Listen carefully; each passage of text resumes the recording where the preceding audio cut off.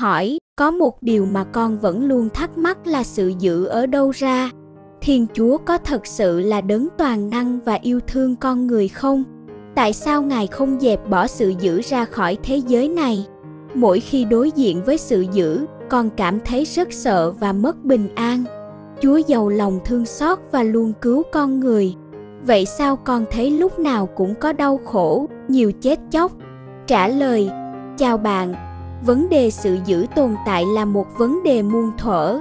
Đã có không ít giấy mực được viết ra để giải thích về chuyện này. Các đầu óc tầm cỡ của nhân loại cũng đã tốn rất nhiều chất xám để cố gắng đưa ra một lời giải đáp cho vấn đề vẫn luôn thách thức trí khôn và sự hiểu biết của con người.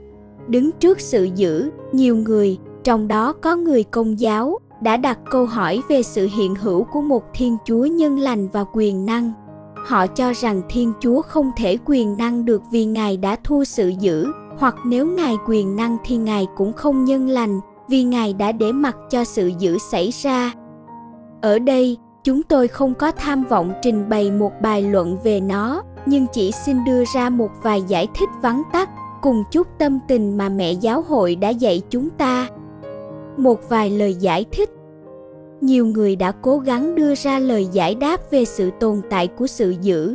Chẳng hạn, đối với Thánh Âu Tinh, sự dữ cũng giống như bóng tối, tự nó không phải là một cái gì đó, mà chỉ là sự thiếu vắng của điều thiện, của tình yêu, của ánh sáng.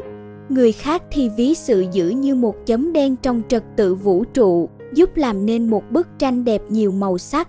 Bức tranh mà chỉ có một màu thì không đẹp, thậm chí, đôi khi bức tranh cũng cần những mảng tối đen thì mới trở nên lôi cuốn và hấp dẫn. Số khác nữa thì coi sự dữ như một phương tiện mà Thiên Chúa dùng để giáo dục con người, giống như bố mẹ dùng đòn roi để sửa dạy hay nhắc nhở con cái khi chúng làm điều gì đó sai. Cũng có người cho rằng những sự dữ xảy đến trong thế giới này là lời cảnh báo hay những dấu chỉ và có khi là hình phạt mà Thiên Chúa gửi đến nhân loại. Nhưng lý thuyết vẫn là lý thuyết, sự dữ vẫn cứ nhan nhản đó. Bất chấp bao nhiêu lời giải thích đưa ra, sự dữ vẫn nằm trong cái mà ta gọi là mầu nhiệm. Người ta phân biệt giữa sự dữ thể lý động đất, sóng thần, lũ lụt và sự dữ luân lý giết người, lừa gạt, gian dối. Sự dữ thể lý phần lớn xảy ra theo quy luật vận hành của thế giới tự nhiên. Vì vũ trụ này chưa hoàn hảo nên nó phải trải qua những giai đoạn chuyển biến. Sự thay đổi của thế giới này nhắc nhớ chúng ta về sự mau qua của kiếp sống mà chúng ta đang trải qua để hướng về một thực tại vĩnh viễn. Tuy vậy, cũng có nhiều sự dữ thể lý xảy đến do sự tham lam và thiếu trách nhiệm của con người, ví dụ, phá rừng vô tội vạ sẽ dẫn đến thiên tai, lũ lụt. Còn sự dữ luân lý thì liên quan đến tự do của con người. Nói cách khác, chính con người lạm dụng tự do của mình để rồi gây ra bao sự dữ cho thế giới. Tác giả sách Sáng Thế đã cố gắng đưa ra một câu trả lời mà có lẽ chúng ta cần nhiều thời gian để suy nghĩ về nó. Sự dữ đến trong trần gian này từ thói hống hách ngang tàn của con người. Con người vốn dĩ là loài thụ tạo, thân phận nhỏ bé như hạt cát giữa vũ trụ này, vậy mà cứ luôn cho rằng mình là tạo hóa, là chúa tể, là số một, là nhất. Hình ảnh Adam và Eva đã ăn trái cấm theo lời dụ dỗ của con rắn bất chấp mệnh lệnh của Thiên Chúa chính là minh họa cho việc con người mà Adam và Eva là hình mẫu đại diện đã cãi lệnh Thiên Chúa, muốn làm theo ý riêng, muốn tự quyết định cuộc đời mình, thậm chí là muốn mình ngang hàng với thần linh. Thế nhưng, chẳng cần ai giải thích, từ khi có ý thức, con người đã nhận biết rằng mình có tự do, nhưng tự do của mình là một tự do có giới hạn. Ấy vậy mà chẳng bao giờ con người chịu bằng lòng với sự thật này. Con người luôn muốn vượt qua giới hạn của mình để cố gắng chiếm đoạt cái không thuộc về mình. Con người nuôi trong mình tham vọng bá chủ thế giới mà quên đi thân phận thật sự của mình. Nếu Ngài ra tay xóa bỏ sự dữ thì cũng đồng nghĩa với việc Ngài lấy đi khỏi con người sự tự do. Lúc đó, con người không còn là con người nhưng chỉ là những cỗ máy mà thôi. Thật ra, chính con người đã tự đưa mình vào chỗ chết khi không chấp nhận sự giới hạn của mình. Có phải chúng ta đang đổ lỗi cho Thiên Chúa? Khi xảy ra chiến tranh, dịch bệnh, lũ lụt, sóng thần, dẫn đến cái chết của bao nhiêu người ta vẫn tự hỏi Thiên Chúa ở đâu rồi, có Thiên Chúa tồn tại không, rồi người ta chối bỏ Thiên Chúa. Phải chăng khi đặt những câu hỏi như thế, ta dường như cho rằng Thiên Chúa phải có trách nhiệm cho những gì con người chúng ta gây ra từ lối sống bừa bãi của mình? Phải chăng trong mắt ta, đáng lẽ Thiên Chúa phải dùng quyền năng của mình để dẹp bỏ những chuyện này đi? Hình bóng của những điều xấu xa như thế không được xuất hiện trên thế giới này. Nếu Thiên Chúa làm được như thế, thì họ sẽ tin là có Thiên Chúa. Không thì thôi. Họ muốn rằng họ cứ bất chấp phá rừng, phá núi theo ý muốn của họ, nhưng Thiên Chúa đừng để lũ lụt xảy đến. Họ muốn rằng họ cứ tham nhũng, lộng quyền, ghen ghét, đua tranh, nhưng Thiên Chúa đừng để chuyện đánh chém chết người xảy đến. Họ muốn rằng họ cứ mặc sức hãm hại nhau, nói xấu nhau, gian lận với nhau, lừa gạt nhau, nhưng Thiên Chúa đừng để điều tai hại nào xảy đến với họ. Họ muốn rằng tất cả những người xấu trên thế giới này chết hết đi, chỉ trừ họ mà thôi, như thể họ là người công chính, chẳng bao giờ vướng phải tội lỗi nào. Những ước muốn vô lý này của họ như muốn biến Thiên Chúa thành trò cười, một nhà ảo thuật và một nô lệ phục vụ họ. Nhưng thử đặt câu hỏi, nếu Thiên Chúa ra tay tiêu diệt hết những người có tội, liệu có ai tồn tại trên đời để đặt câu hỏi về vấn đề sự dữ nữa không? Chúng ta có chắc là mình đủ thánh thiện và trong sạch để còn ngồi đây mà đặt câu hỏi tại sao Thiên Chúa không xóa bỏ mọi bóng dáng sự dữ trên thế giới này? Thiên Chúa không thể mâu thuẫn với chính mình khi sáng tạo ra quy luật tự nhiên rồi phá vỡ nó cách tùy thích, như thế chẳng còn khoa học nữa. Thiên Chúa cũng không thể lấy lại tự do đã ban cho con người. Con người, vì sống như một cộng đồng nhân loại, phải gánh chịu những gì mà chính mình đã gây ra. Xét cho cùng, cả thế giới hay vũ trụ này có tiêu tan đi chăng nữa thì đối với Chúa cũng chẳng có gì ghê gớm. Ngài có thể tạo ra cả tỷ vũ trụ như thế này trong vòng một nốt nhạc, nhưng Ngài đã không làm điều đó.